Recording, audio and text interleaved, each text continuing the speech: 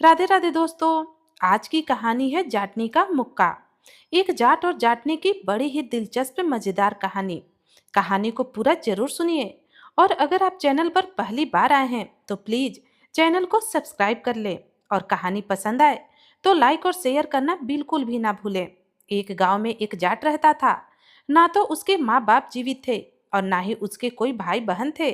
बस अकेला था, दुबला पतला, सीकिया सा पहलवान। शक्ल ऐसी कि कयामत तक भी उसे कोई लड़की ना दे। मगर उसकी किस्मत ने ऐसा करिश्मा दिखाया कि बिल्ली के भांग से मानो छीका छूट गया हो। दूर के गांव में 5 बेटियों के बाप ने अपनी बेटी का ब्याह इस जाट के साथ कर दिया।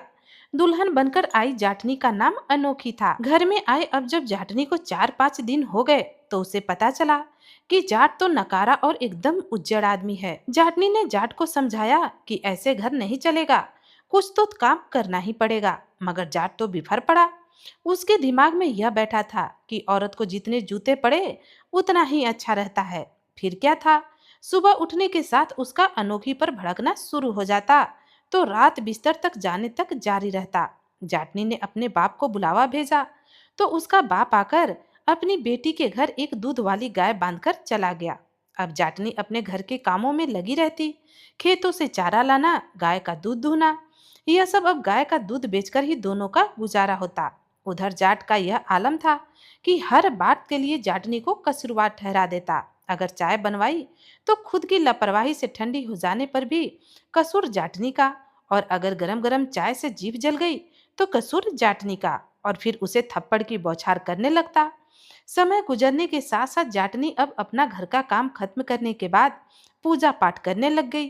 थोड़ी बहुत पढ़ी लिखी थी, धार्मिक पुस्तकें भी पढ़ लेती थी। विवाह के 5 वर्ष बीत गए पर घर में किलकारियां ना गूंजी और ना ही उधर जाट में कोई सुधार हुआ। अब जाटनी का ध्यान पूजा पाठ की तरफ ज्यादा ही लग गया तो जाट को भी यह सहन ना हुआ। इस बात पर भी वो जाटनी को झाड़ता, यह अलग और पिटाई करता, वो अलग। एक दिन की बात है, जाटनी गांव में किसी के घर सत्संग में चली गई। अब जब घर आई तो जाट ने जाटनी की ऐसी खबर ली कि बेचारी का तो अब पूजा पाठ से भी मन हट गया। अगले दिन उसने नहा धोकर दीपक जलाया और हाथ जोड़कर रोती रोती भगवान से कहने लगी कि आज के बाद मैं कभी पूजा पाठ नहीं करूंगी, ना ही तुम्हारा नाम लूंगी। क्या मैं ऐसे ही मर जाऊंगी? इस अनाड़ी से मार खाते खाते कब मेरी सुनोगे भगवान? अभी तो भगवान ठहरे, पिघल जाए तो एक पल में और ना पिघले तो कयामत तक ना पिघले। अचानक से सामने प्रकट हो गए और बोले, तुमने हमें याद किया अनोखी? जाटनी पहले तो आंखें फाड़ फाड़ कर भगवान को देखने लगी, फिर बड़े भोलेपन से पूछने लगी, तुम भगवान हो क्या? सच में भगवान? भगवान बोले, हाँ, मैं ही भगवान हूँ। तुमने मुझे याद किया और मैं चला आया। कहो क्यों याद किया? जाटनी कहने लगी, हे प्रभु, क्या यह भी मुझे बताना पड़ेगा? आप तो अंतर्यामी कहलाते हैं। आप मेरे घर वाले को थोड़ी बुद्धि क्यों नहीं देते? हर रोज 40-50 गालियां और 4-5 थप्पड़ लगाते हैं। अगर जुबान से यह भी पूछा कि गलती क्या है? हमारी ब्याह को 5 वर्ष बीत गए पर मेरी गोद अभी भी सूनी है। वैद्य ने कहा कि हम दोनों में से किसी को कोई कमी नहीं, लेकिन फिर भी औलाद होने का कसूरवार वो मुझे ही ठहराते हैं। अब जब जाटनी लगातार बोलती रही तो बीच में ही भगवान बोले, तुम यह सारी ज्यादती और अत्याचार चुपचाप क्यों सहती हो? जाटनी कहने लगी कि प्रभु, वह हमारे पति हैं। हमारी दादी ने समझाया था कि पति परमेश्वर होता है।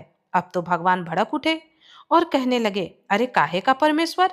परमेश्वर क्या अपनी पत्नी को गाली देता है, मारता है? कभी तुमने सुना है कि विष्णु ने अपनी पत्नी लक्ष्मी को गालियां दी हो या उन पर हाथ उठाया हो? जाटनी बड़े भोलेपन से कहने लगी, नहीं भगवान, ऐसा तो मैंने ना सुना। फिर भगवान कहने लगे कि अच्छा, तो यह बताओ कि भोलेनाथ ने माता पार्वती पर कभी गुस्सा किया है या उनको कभी मारा पीटा है? जाटनी बोली, नहीं भगवान, मैंने तो ऐसा भी नहीं सुना।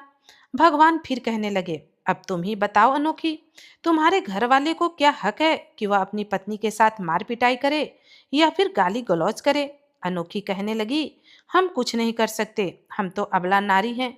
भगवान फिर गरज कर कहने लगे, खुद को अबला कहते कहते तुम औरतों ने अपने आप को छोटा कर लिया। जाटनी कहने लगी, हे प्रभु, यहाँ धरती पर तो औरतों को यही समझाया जाता है कि औरत का पति उसके लिए परमेश्वर के समान होता है और औरत अपने घर वाले की दासी होती है।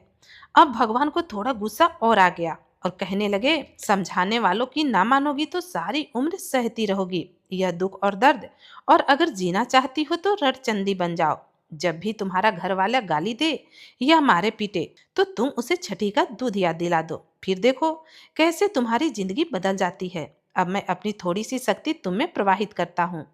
इतना कहकर भगवान अंतर्ध्याय हो गए। भगवान के अंतर्ध्याय होते ही जाटनी बड़बड़ाने लगी कि अब तो भगवान का भी सहारा नहीं रहा। आए तो घर उजाड़ने की बात कहकर चले गए। अब भला हम अपने घर वाले पर हाथ उठाएं? क्या हमें नरक जाना है? फिर कई दिनों तक ऐसे ही चलता रहा, रोज जाट की गालियां, थप्पड़, मुक्का। मगर कब तक? अंत तो हर चीज का होता ही है।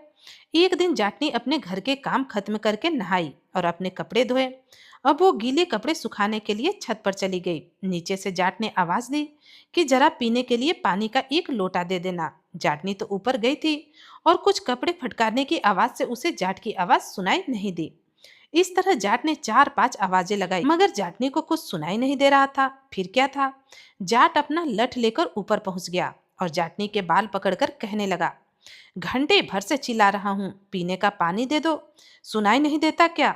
जाटनी चिल्लाकर कहने लगी, अरे बाल तो छोड़िए, अगर पानी पीना था तो ले लेते, जरा इतनी ऊपर भी चढ़कर आए हैं, क्या मटके से पानी नहीं पी सकते? और घंटे भर पहले तो मैंने तुम्हें पानी दिया ही था जब तुम अपना हुक्का गुड़गुड़ा रहे थे। इतना बोलने के साथ ही जाट ने अपना लठ उठाया तो जाटनी ने अपना बचाव करते हुए एक हाथ से तो लठ को पकड़ लिया और दूसरे हाथ से जाट के मुंह पर एक मुक्का जमा दिया। मुक्का सीधा जाट के जबड़े पर जा लगा जिसमें आगे के 2 दांत खटखटाकर टूट गए। अब जाट बौखला गया। जाटनी ने जाट को धक्का दे दिया ताकि वो थोड़ा दूर हो सके और जल्दी से नीचे चली जाए। मगर जाटनी ने जैसे ही जाट को धक्का दिया, जाट सीधे नीचे गली के कीचड़ में जा गिरा, वह भी औंधे मुंह। जाटनी अब तो घबरा गई कि यह क्या हो गया, मैं तो अपना बचाव कर रही थी, हे प्रभु यह क्या हो गया। यह बोलते बोलते जाटनी नीचे भाग गई। इतने में सीढ़ियों पर फिर भगवान खड़े मिले और जाटनी को बोले, अनोखी क्या हो गया, क्यों गला फाड़ रही हो? जाटनी बोली, गला ना फाड़े तो क्या करें, आज पहली बार हमने गलती से अपने आदमी के मुंह पर मुक्का मार दिया और उसके 2 दांत टूट गए। और उसके 2 दांत टूटे तो टूटे लेकिन वे तो नीचे जा गिरे, पता नहीं जिंदा बचे भी या नहीं। भगवान कहने लगे, अरे मुक्का थोड़ा धीरे मारना था और धक्का भी धीरे देना चाहिए था, हमने कहा था कि हम तुम्हें अपनी थोड़ी सी शक्ति दे रहे हैं। जाटनी कहने लगी कि हम में ताकत ही कहा, हमने तो धीरे ही मारा था, वो तो आपकी शक्ति से हमने 2 दांत उनके तोड़ दिए और ना जाने कितनी चोटें आई होंगी। हटो हमारे आगे से, हमें उनको देखने के लिए नीचे जाना है। भगवान कहने लगे, इतनी चिंता क्यों करती हो अनोखी, उनके लिए फिर वो तुम्हें गालियां भी देगा। जाटनी बोली, हम गालियां खाने को राजी हैं और मार भी खा लेंगे, अब तो आदत हो गई है उनको झेलने की, खुशी खुशी झेल लेंगे, पर उनके बिना रह नहीं सकेंगे। अब अनोखी भगवान के पास से होकर नीचे भागी और गली में वहां जा पहुंची जहां कीचड़ में जाट गिरा पड़ा था। वहां कीचड़ में पड़े जाट महाराज टस रहे थे। जाटनी सुबक सुबक कर कहने लगी, अजी इसमें हमारी कोई गलती नहीं, यह सब भगवान का किया धरा है। जाट फिर कहने लगा, अनोखी हमें निकालो, कोई देखेगा तो क्या कहेगा। जाट के मुख से जाटनी ने आज अपना नाम पहली बार सुना तो खुशी के मारे खिल उठी और बिना हिचकिचाहट के कीचड़ में से जाकर एक झटके के साथ जाट को निकाल लाई। जाटनी ने उसे घर लाकर नहलाया धुलाया और फिर कहने लगी कि देखो देखो। अगली बार से यह सुनते ही जाट को गुस्सा आ गया, लेकिन अचानक वो होश में आया और फिर कहने लगा, आज से तुम जो कहोगी मैं वही करूंगा, पर आगे से ऐसा नहीं करना, तुम्हारे मुक्के ने तो मुझे दिन में तारे दिखा दिए। अब जाट और जाटनी प्रेम पूर्वक रहने लगे। साल भर के बाद उनके घर में एक नन्हा सा मेहमान भी आ गया। तो दोस्तों यह कहानी यहीं समाप्त होती है। अगर आपको कहानी पसंद आई तो लाइक और शेयर करें, और अगर आप मेरे चैनल पर नए हैं तो प्लीज चैनल को सब्सक्राइब कर लीजिएगा। कहानी सुनने के लिए आप सभी का बहुत बहुत धन्यवाद।